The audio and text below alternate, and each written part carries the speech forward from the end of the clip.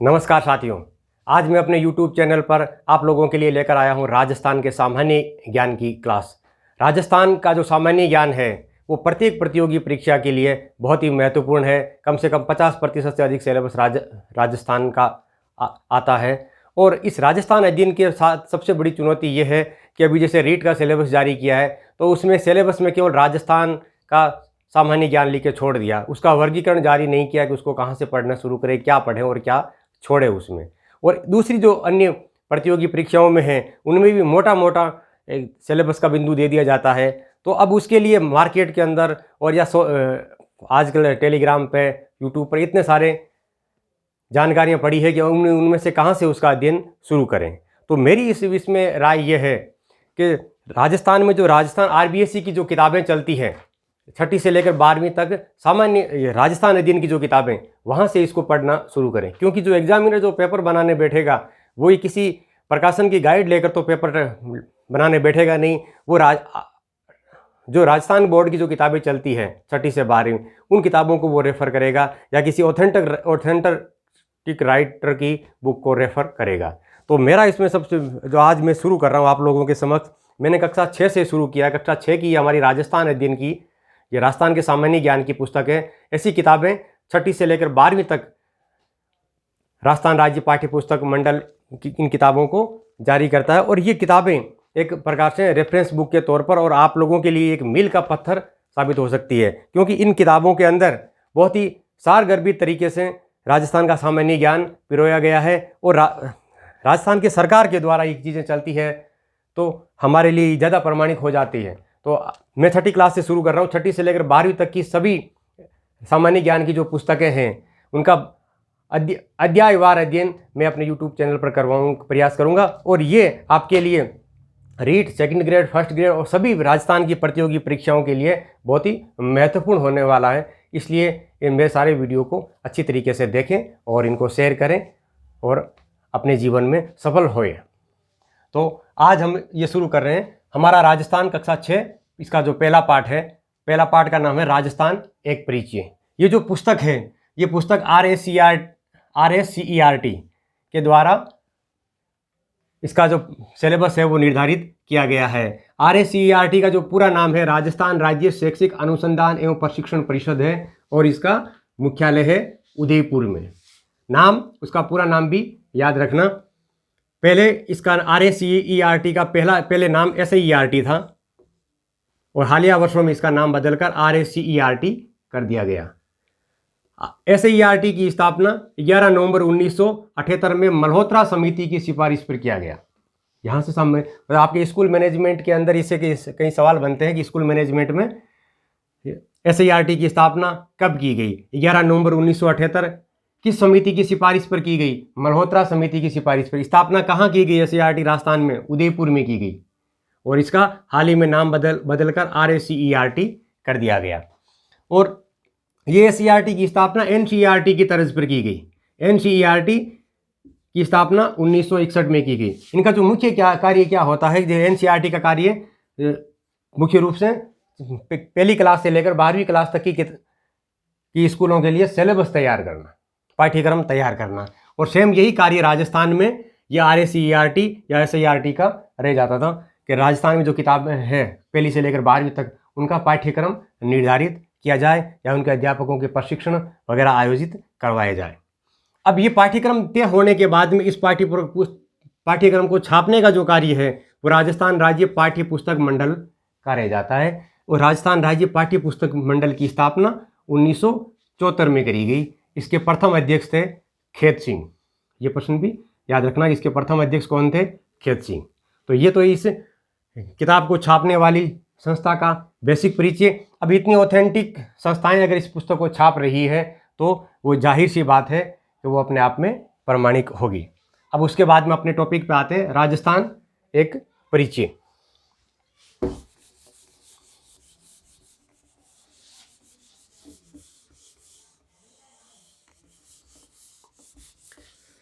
राजस्थान एक परिचय आपको पढ़ाने से पहले मुख्य तौर पर मैं आपको बताना चाहूँगा कि ये इसमें ज्योग्राफी से शुरू करते हैं। तो राजस्थान का इसमें भौगोलिक विस्तार किस प्रकार से है। तो इसको समझने से पहले आपको पहले पृथ्वी की पूरी संकल्पना समझनी पड़ेगी। सबसे पहले अल्फ्रेड वेगनर ने पृथ्वी के बारे में ये संकल्पना दी कि जो पृथ्वी है उस पृथ्वी के ऊपर दो ही भाग थे, एक तरफ स्थलमंडल था और एक तरफ पानी था। तो स्थलमंडल के भाग को उन्होंने पेजिया नाम से संबोधित किया था वेगनर ने, और जो पानी जिस एरिया में था उसको पैंथलासा करके संबोधित किया। और कालांतर में ये पेजिया दो भागों में बंट गया। जो स्थलमंडल था, जो जमीन थी, वो दो भागों में बंटी, अंगोरा लैंड और गोंडवाना लैंड में दो भागों में बंटी। और दोनों भागों में जो बंटी तो एक जो बीच में जो संतति भू संतति विकसित हुई उसको टेथिस सागर कहा गया। याद रखना, स्थलमंडल पेजिया दो भागों में बढ़ता है, अंगोरा लैंड, उत्तरी भाग अंगोरा लैंड, उत्तरी भाग और उत्तरी भाग ऐसे अंगोरा लैंड, और उत्तरी भाग और दक्षिणी भाग गोंडवाना लैंड।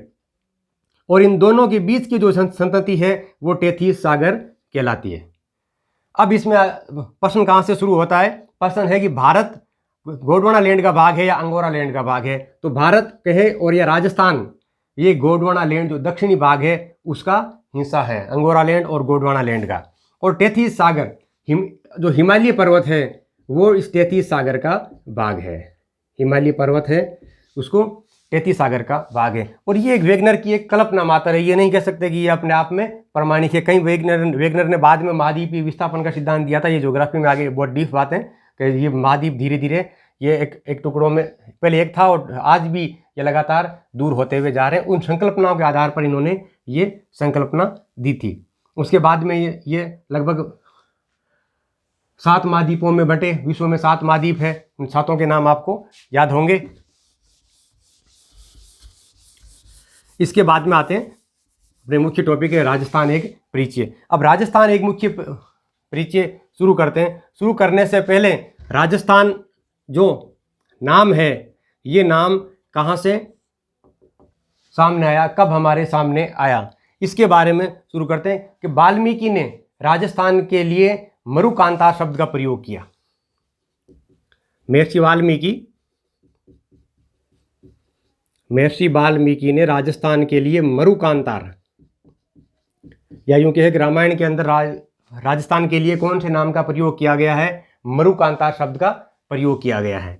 उसके बाद में राजस्थान शब्द का प्राचीनतम उल्लेख मिलता है बसंतगढ़।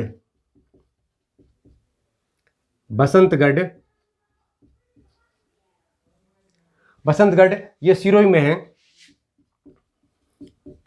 वहां एक शिलालेख के ऊपर राजस्थान शब्द का प्रथम उल्लेख मिलता है और ये 682 विक्रमी संवत, 682 विक्रमी संवत, ईस्वी संवत नहीं, विक्रमी संवत का इस पर उल्लेख मिलता है। और उसमें राजस्थान शब्द का उल्लेख मिलता है बसंतगढ़ शिलालेख सिरोही में, जिसमें राजस्थान शब्द का प्रथम उल्लेख मिलता है, जिसमें पूरा राजस्थानीय तिथियां, राजस्थान ने कर राजस्थानीय,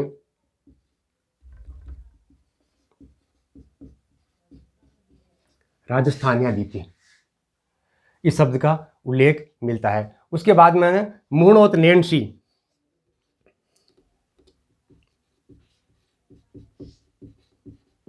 मूणोत नैन्सी की जो पुस्तक है, मूणोत नैन्सी ख्यात उसके नाम पर ही है। और उस मूणोत नैन्सी की जो ख्यात है उसमें राजस्थान शब्द का प्रयोग आता है, राजस्थान शब्द का प्रयोग आता है। इसके अलावा राजरूपक एक पुस्तक है, राजरूपक, ये वीरबाण की पुस्तक है, ये भी वीरबाण।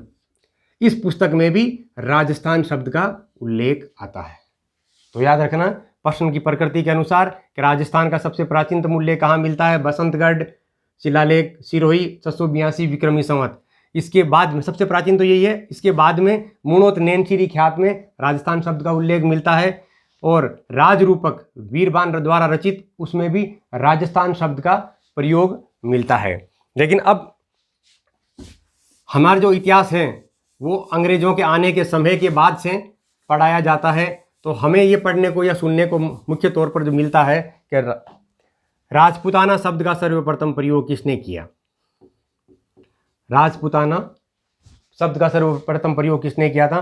तो जॉर्ज थॉमस ने। जॉर्ज थॉमस ने सन 1800 में ये राजस्थान के जो प्रमुख रियासतें थी उन रियासतों को सम्मिलित रूप से उन्होंने राजपुताना कहा था। कई बार प्रतियोगी परीक्षाओं में पूछा गया सवाल है, जॉर्ज थॉमस, और सन भी याद रखना 1800 में। उसके बाद में राजस्थान शब्द का सर्वप्रथम प्रयोग भी आधुनिक रूप में ये कर्नल जेम्स टोड ने किया था। कर्नल जेम्स टोड ने, जिसने राजस्थान के इतिहास को मोटे तौर पर एक जगह संग्रहित करने का प्रयास किया था। इन्होंने 1829 में राजस्थान शब्द का प्रयोग किया था। अब इनकी पुस्तक है, उसका नाम याद रखना, द एनल्स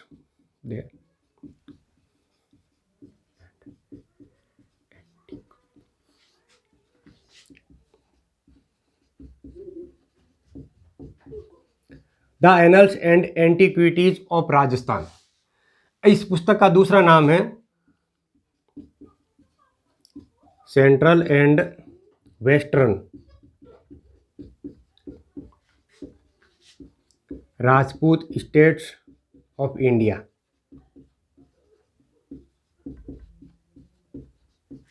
दोनों सवाल पूछे गए हैं। The annals and colonel James Tod की पुस्तक का नाम क्या है? The annals and antiquities of Rajasthan. और इस पुस्तक का दूसरा नाम क्या है? The central and western Rajput state of India. Central and western Rajput state of India इस पुस्तक का दूसरा नाम है। और इस पुस्तक को शॉर्ट में द एनाल्स भी बोलते हैं, द एनाल्स। अब ये तीनों नाम से अगर प्रश्न आए तो प्रश्न गलत नहीं होना चाहिए। ये तीनों ही नाम इसमें ऑथेंटिक है, सही है।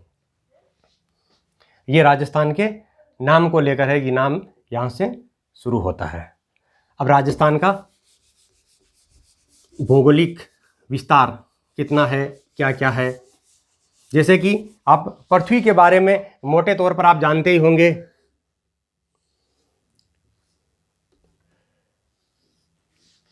पृथ्वी का उत्तरी ध्रुव है, ऊपर का भाग हमेशा नक्शे में उत्तर की ओर दक्षिणी, ये दक्षिणी ध्रुव है। और ये बीच के अंदर भूमध्य रेखा, बीच को भूमध्य रेखा, भूमध्य रेखा। दूसरा नाम विषुवत रेखा। साधारण जानकारियां हैं, आपको अच्छी तरीके से आते हुए। तीसरा नाम है 0 डिग्री अक्षांश, 0 डिग्री अक्षांश, 0 डिग्री अक्षांश। 23.5 डिग्री उत्तर की ओर करक रेखा, करक रेखा 23.5 डिग्री उत्तरी अक्षांश। और 23.5 डिग्री ये दक्षिणी अक्षांश, ये दक्षिण में मकर रेखा, मकर रेखा। अब इस ग्लोब को या पृथ्वी को, ये ऊपर वाले भाग को उत्तरी को, उसको उत्तरी गोलार्ध कहा जाता है, और दक्षिणी वाले को दक्षिणी गोलार्ध कहा जाता है। अब इस नक्शे के ऊपर, इस ग्लोब के ऊपर जो आड़ी रेखाएं होती है, इस पूरे नक्शे के ऊपर, ग्लोब के ऊपर इस प्रकार से आड़ी और खड़ी रेखाओं का एक जाल बना हुआ होता है। तो आड़ी जो रेखाएं होती हैं उसको अक्षांश कहा जाता है। याद रखना, आड़ी रेखाएं जो होती है उसको अक्षांश कहते हैं। ऐसे आड़ी, ऐसे अक्षांश, आड़ी रेखाएं जो होती है उनको अक्षांश कहा जाता है। और जो खड़ी रेखाएं हैं उनको देशांतर कहा जाता है। खड़ी रेखाएं उनको देशांतर कहा जाता है, आड़ी रेखाएं अक्षांश कहा जाता है। और अक्षांश और देशांतर का ये जो जाल बनता है, इस जाल को ग्रिड कहा जाता है, इस जाल को ग्रिड कहा जाता है। ये शब्द भी कई बार परीक्षाओं में पूछा गया है। अक्षांश और देशांतर के जाल को क्या कहा जाता है? ग्रिड कहा जाता है। अब ये अक्षांश रेखाएं कितनी है, देशांतर रेखा, ये विश्व भूगोल का प्रश्न है वैसे, लेकिन आपकी जानकारी के लिए जरूरी है। देशांतर रेखाएं 360, क्योंकि एक वर्त के अंदर 360 डिग्री होते हैं, तो प्रत्येक डिग्री के अनुसार एक रेखा खींची गई है 360 डिग्री, 360 देशांतर रेखाएं हैं। और ये जो अक्षांश रेखाएं हैं, भूमध्य रेखा को अगर जोड़ते हैं तो 181, भूमध्य रेखा को जोड़ते हुए 0 डिग्री अक्षांश पर है। 90 रेखाएं ऊपर की ओर हैं और 90 रेखाएं नीचे की ओर है। एक ये 0 डिग्री वाली अक्षांश, तो अक्षांश रेखाएं 181, देशांतर रेखाएं, प्रश्न की प्रकृति याद रखना, भूमध्य रेखा को जोड़ते हुए तो 181 आएगी, और भूमध्य रेखा को नहीं जोड़ेंगे तो 180 आएंगे। अब इसमें जो भारत की जो स्थिति है, भारत की जो स्थिति, ये ऊपर की दिशा उत्तर, ये दक्षिण, राइट हैंड में पूर्व और ये पश्चिम। भारत है जो भूमध्य रेखा, ये कर्क रेखा है, ये भारत के एकदम बीचों बीच से गुजरती है। तो भारत की जो स्थिति है वो कर्क रेखा के ऊपर होगी, और जो ग्लोब है उस ग्लोब के उत्तरी और पूर्वी भाग, उत्तरी और पूर्वी, उत्तर पूर्व के अंदर इस भारत की स्थिति है। तो राजस्थान की स्थिति भी पूछेगा, ग्लोब में राजस्थान की स्थिति क्या है, तो उत्तरी पूर्वी, उत्तरी पूर्वी। प्रश्न कई बार पूछ लेते हैं कौन, राजस्थान की स्थिति भी उत्तरी पूर्व है, भारत की स्थिति भी उत्तरी पूर्व है। तो ये अक्षांश और देशांतर, अब ये अक्षांश देशांतर समझाना इसलिए ज़रूरी है कि अभी इस राजस्थान का जब विस्तार पढ़ेंगे कि ये अक्षांश है या देशांतर है। अब आइए राजस्थान से शुरू करते हैं। राजस्थान का जो विस्तार है, उत्तर के अंदर कोणा गांव से ये प्रारंभ होता है। ये कोणा गांव श्री गंगानगर में है, और ये 30 डिग्री 12 मिनट ये अक्षांश है, उत्तरी अक्षांश, उत्तरी अक्षांश। डिग्री, इसको मापने का तरीका है डिग्री, डिग्री के बाद में मिनट और मिनट के बाद में सेकंड। 30 डिग्री 12 मिनट उत्तरी अक्षांश। और इसका दक्षिणतम बिंदु है बोरकुंड, बांसवाड़ा में 23 डिग्री और 3 मिनट। ये भी उत्तरी अक्षांश, उत्तरी अक्षांश। पूर्व और पश्चिम का विस्तार, पूर्व में कटरा, जैसलमेर में कटरा, और उसके बाद में 69 डिग्री 30 मिनट पूर्वी देशांतर, पूर्वी देशांतर। और सिलान, ये पूर्वी जो राजस्थान का पूर्वी बिंदु है, सिलान 78 डिग्री 17 मिनट पूर्वी देशांतर। तो चारों बिंदु याद रखना, चारों नाम याद रखना। सबसे उत्तरी बिंदु कोणा, दक्षिणतम बिंदु बोरकुंड, सबसे पूर्वी बिंदु सिलान, सबसे पश्चिमी कटरा। चारों के जिले याद रखना, श्रीगंगानगर, कोणा श्रीगंगानगर, बोरकुंड बांसवाड़ा, सिलान धौलपुर, सिलान धौलपुर, और कटरा जैसलमेर। और इनके अक्षांशीय विस्तार जहाँ तक संभव हो याद करने का प्रयास करना। अब इसकी उत्तर से लेकर दक्षिण तक की जो लंबाई है 826 किलोमीटर, 800 कई बार परीक्षाओं में पूछा गया प्रश्न है। और पूर्व से पश्चिम की लंबाई 869 किलोमीटर। अब राजस्थान का जो सबसे सेंटर का बिंदु है, उस सेंटर का गांव, हालांकि ये कई बार नहीं प्रश्न पूछा नहीं गया है, लेकिन फिर भी निकालते हैं। लामपोड़ाई, लामपोड़ाई करके गांव है नागौर जिले की डेगाना तहसील में, उसको राजस्थान के सबसे सेंट्रल का बीच का गांव माना जाता है। और जो सैटेलाइट है, उस सैटेलाइट के अनुसार गगराना गांव को सबसे सेंटर में माना जाता है, गगराना। ये भी नागौर जिले में है। इन दोनों रेखाओं को मिलाते हैं तब तो ये लामपोड़ाई आता है बीच में। और जो सैटेलाइट सर्वे में अगर देखते हैं तो सैटेलाइट सर्वे के अनुसार गगराना है। हालांकि ये दोनों प्रश्न आज तक कभी नहीं पूछे गए हैं, फिर भी जानकारी के लिए जान हो सकता है पूछ लें। तो लामपोड़ाई और गगराना राजस्थान के सबसे सेंटर में माने जाते हैं। उसके बाद में आते हैं राजस्थान का क्षेत्रफल। राजस्थान का क्षेत्रफल है 3,42,239 वर्ग किलोमीटर। और इस क्षेत्रफल को अगर मील में देखें तो 1,39,139 वर्ग मील, ये 132 1,32,139 वर्ग मील। और ये विश्व के क्षेत्रफल का 0.25% है। ध्यान रखना, विश्व के क्षेत्रफल का है। भारत है वो विश्व के क्षेत्रफल का 2.4% है। भारत विश्व के क्षेत्रफल का 2.4% है। और राजस्थान है वो विश्व के क्षेत्रफल का 0.25% है। और राजस्थान के क्षेत्रफल का 10.41% है। ये भारत का सबसे बड़ा राज्य है और 10.41% है। और राजस्थान की ये जो आकृति है, जिसको पतंगाकार आकृति कहते हैं, इस पतंगाकार का नाम विषम कोणीय चतुर्भुज, विषम कोणीय चतुर्भुज इंग्लिश में रेम्बस कहा जाता है। इंग्लिश में रेम्बस, और ये नाम इसको हेंडले ने दिया था, TH हेंडले ने ये नाम दिया था आकृति का नाम। तो आकृति का नाम भी कई बार परीक्षा में पूछा गया सवाल है। राजस्थान की आकृति किस प्रकार की, विषम कोणीय चतुर्भुज या अंग्रेजी में रेम्बस। उसके बाद में आते हैं राजस्थान की जो अंतर्राष्ट्रीय सीमा है, ये सीमा पाकिस्तान से लगती है। ये अंतर्राष्ट्रीय सीमा की कुल लंबाई है 1070 किलोमीटर। इस अंतर्राष्ट्रीय रेखा को रेड क्लिफ लाइन कहा जाता है, रेड क्लिफ लाइन, क्योंकि इसका जो निर्धारण करने वाले जो अधिकारी थे सर रिरिल रेडक्लिफ।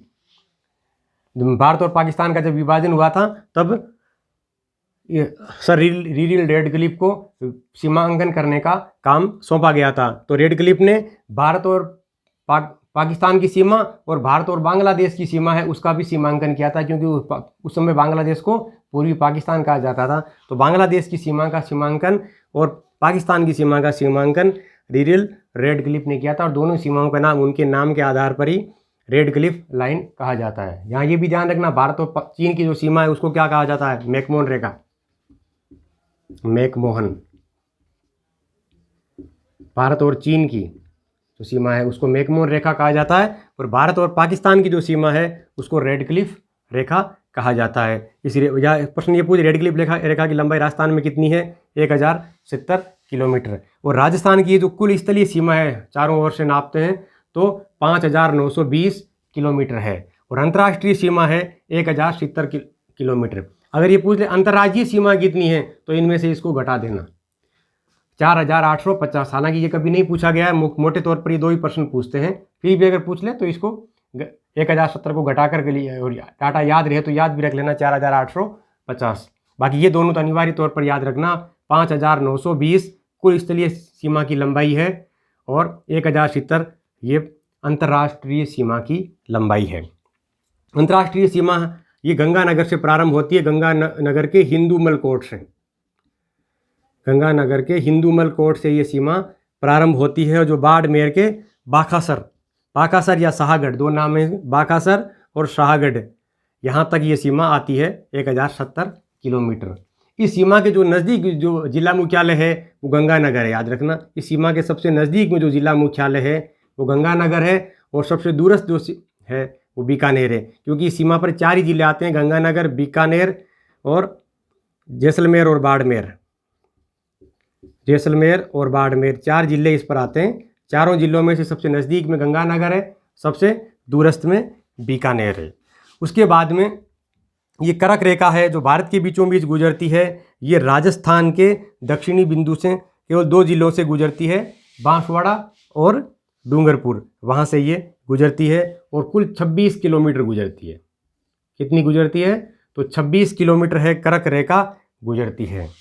अब इस एक प्रश्न कई बार ऐसे पूछते हैं कि राजस्थान के निम्न में से किस जिले पर सूर्य की किरणें सबसे सीधी पड़ती है, या कौन से जिले पर सूर्य की किरणें सबसे तिरछी पड़ती है।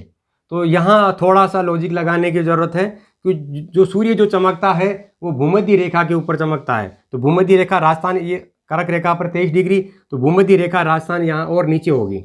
तो सूर्य यहाँ भूमध्य रेखा के ऊपर अगर चमकेगा सूर्य, तो सूर्य की जो किरणें हैं वो यहाँ सीधी पड़ेगी, यहाँ और जाके तिरछी पड़ेगी। तो सूर्य की किरणें सीधी बांसवाड़ा पे, याद रखना, सूर्य की किरणें सीधी कहाँ पड़ेगी, बांसवाड़ा में सीधी पड़ेगी, और तिरछी गंगानगर में,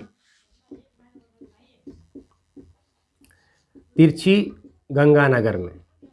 भारत के बारे में ऐसा सवाल पूछ लें, सबसे सीधी किरणें, तो सबसे दक्षिणतम बिंदु है जहाँ तमिलनाडु, वहाँ सबसे सीधी पड़ेगी। सबसे तिरछी कहाँ पड़ेगी, जम्मू कश्मीर में।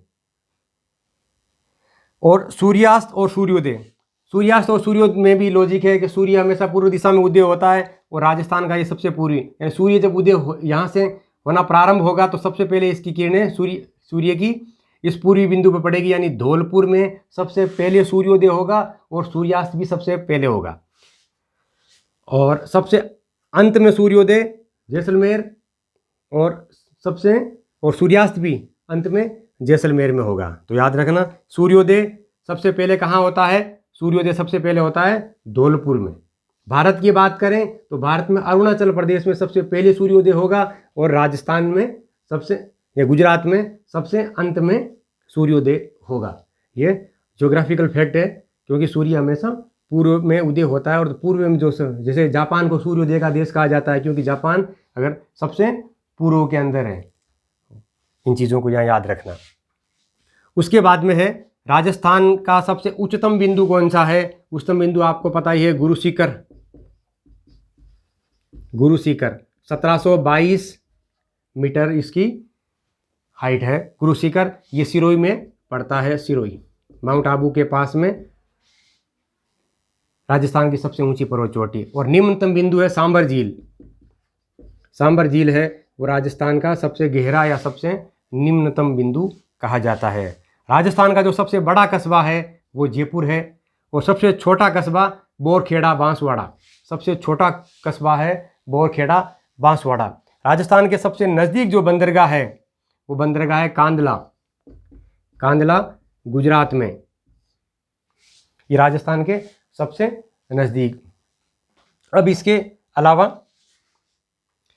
ये सारे जो फैक्ट जो लिखवा रहा हूँ ये 6ठी क्लास की जो किताब है उस किताब से है, और किताब को भी थोड़ा खोल कर और उसको और अधिक, यानी आप इस टॉपिक को ये नहीं कि थोड़ा सा इस किताब में पढ़ा और थोड़ा बाकी कहीं और से पढ़ें, इसलिए वो आपके लिए कोई गुंजाइश ही नहीं छोड़ी है। बाकी इस राजस्थान के परीक्षा से संबंधित जितने सवाल परीक्षाओं के लिए महत्वपूर्ण बन सकते थे वो सारे मैंने इस एक ही वीडियो में इंक्लूड करने की पूरी कोशिश करी है। राजस्थान में 4 ऐसे जिले हैं जिसकी सीमा 2-2 राज्यों से लगती है। एक तो हनुमानगढ़,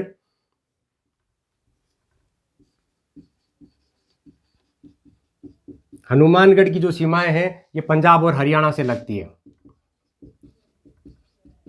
पंजाब और हरियाणा से लगती है। भरतपुर की सीमा हरियाणा और उत्तर प्रदेश से लगती है। भरतपुर हरियाणा और उत्तर प्रदेश से। महत्वपूर्ण प्रश्न किताब में 6ठी की किताब में है। और धौलपुर उत्तर प्रदेश और मध्य प्रदेश। धौलपुर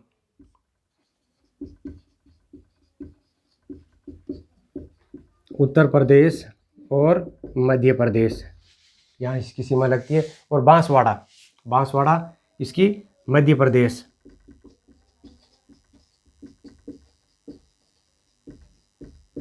मध्य प्रदेश और गुजरात, यानी 4 ऐसे जिले हैं जिनकी सीमा 2 स्टेट से लगती है। तो ये सवाल भी महत्वपूर्ण है परीक्षा के लिए। इसके बाद देखते हैं कि पड़ोसी राज्य से राजस्थान के कौन कौन से जिले लगते हैं। तो कुल राजस्थान के 5 पड़ोसी राज्य हैं, याद रखना। पंजाब, हरियाणा, उत्तर प्रदेश, मध्य प्रदेश और गुजरात 5 पड़ोसी राज्य हैं। और पड़ोसी राज्यों से जो सीमाएं लगती है किन किन, पंजाब से गंगानगर और हनुमानगढ़ की सीमा लगती है। हरियाणा से जयपुर, भरतपुर, हनुमानगढ़, सीकर, चूरू, झुंझुनू और अलवर की सीमाएं लगती है। उत्तर प्रदेश से भरतपुर और धौलपुर की सीमा लगती है। मध्य प्रदेश से धौलपुर, करौली, सवाई माधोपुर, कोटा, भीलवाड़ा, बांसवाड़ा, बारां, झालावाड़, प्रतापगढ़ और चित्तौड़गढ़ की सीमाएं लगती है। गुजरात से जालौर, बांसवाड़ा, बाड़मेर, उदयपुर, सिरोही और डूंगरपुर की सीमाएं लगती है। ये पांचों इनको याद करना इसलिए महत्वपूर्ण हो जाता है क्योंकि ये जो आपकी किताब है 6ठी की, इस किताब में 6ठी क्लास के लिए प्रैक्टिस सेट के तौर पर ये प्रश्न दिया गया है। तो 6ठी क्लास के बच्चे के लिए अगर ये प्रैक्टिस सेट में दिया गया है तो आप लोगों को तो याद हो ही जाना चाहिए। इसलिए इसको याद करने में, ये नहीं कि जिलों की संख्या नाम अधिक है तो इसको छोड़ दें। ये 6ठी, इसलिए कह रहा हूँ इस पाठ्य पुस्तक में आने के बाद ये प्रश्न अधिक महत्वपूर्ण हो जाता है। अंतर्राज्यीय सीमा, अंतर्राज्यीय सीमा सर्वाधिक है झालावाड़ से लगती है मध्य प्रदेश के साथ। झालावाड़ कटापड़ा उसकी सीमा होने के कारण सर्वाधिक लंबाई झालावाड़ की है अंतर्राज्यीय सीमा के ऊपर। और न्यूनतम है बाड़मेर की, गुजरात के साथ न्यूनतम सीमा लगती है। उसके अलावा अंतर्राज्यीय सीमा पर कुल 23 जिले हैं। अंतर्राज्यीय सीमा के ऊपर 23 जिले हैं और 4 जिले हैं जो अंतर्राष्ट्रीय सीमा पर है, बताया था। गंगानगर, बीकानेर, जैसलमेर और बाड़मेर, ये 4 अंतर्राष्ट्रीय सीमा। 2 जिले याद रखना, 2 जिले ऐसे हैं जो अंतर्राष्ट्रीय और अंतर्राज्यीय दोनों सीमाओं के ऊपर है, यानी किसी देश के साथ भी लगते हैं और एक राज्य के साथ भी लगते हैं। गंगानगर और बाड़मेर, गंगानगर दोनों पाकिस्तान से भी लगते हैं। गंगानगर पंजाब के साथ भी लगता है, बाड़मेर गुजरात के साथ लगता है। 8 जिले ऐसे हैं जो अंतःस्थलीय है, लैंड लॉक है, यानी किसी भी राज्य या किसी देश के साथ उसकी सीमाएं नहीं लगती है। 8 जिले हैं जो अंतःस्थलीय जिले हैं। 2 जिले ऐसे हैं जो विखंडित जिले कह सकते हैं, यानी उस जिले का एक क्षेत्र ऐसा है जो उस जिले से भौगोलिक तौर पर कटा है। जैसे आप चित्तौड़गढ़ के नक्शे को देखते हैं, चित्तौड़गढ़ का जो राउतबाटा एरिया है वो चित्तौड़गढ़ के मूल क्षेत्र से थोड़ा कटा हुआ है, बीच में मध्य प्रदेश का और भीलवाड़ा का क्षेत्र आता है। उसी प्रकार अजमेर है, अजमेर के अंदर एक टाटगढ़ जो इलाका है वो अजमेर से थोड़ा सा भौगोलिक क्षेत्र से कटा हुआ है, बीच में राजसमंद जिला आता है, राजसमंद के बाद में वापस अजमेर आता है। तो ये विखंडित जिलों की श्रेणी में 2 जिले याद रखना, अजमेर और चित्तौड़गढ़। और राजस्थान का एकमात्र विवादित क्षेत्र है अंतर्राज्यीय सीमा का मानगढ़। मानगढ़ पहाड़ी, जो मानगढ़ धाम भी कहा जाता है, क्योंकि ये समसभा के जो संस्थापक है गोविंद गुरु, उस गोविंद गुरु से ये जुड़ा हुआ है। और ये राजस्थान के भीलों का प्रमुख तीर्थ स्थल है और राजस्थान और गुजरात के मध्य विवादित है। तो आज का ये 6ठी क्लास का पहला पार्ट राजस्थान एक परिचय। इस पार्ट को पढ़ाने में जो 6ठी क्लास का कोई भी कंटेंट मैंने छोड़ा नहीं है। इस 6ठी के अलावा दूसरा जितना भी सामान्य ज्ञान से संभव प्रश्न बन सकते थे वो सारे इसमें इंक्लूड कर लिए गए, ताकि आपको इसके अलावा कहीं और भटकने की जरूरत नहीं पड़े इस टॉपिक के अंतर्गत। धन्यवाद।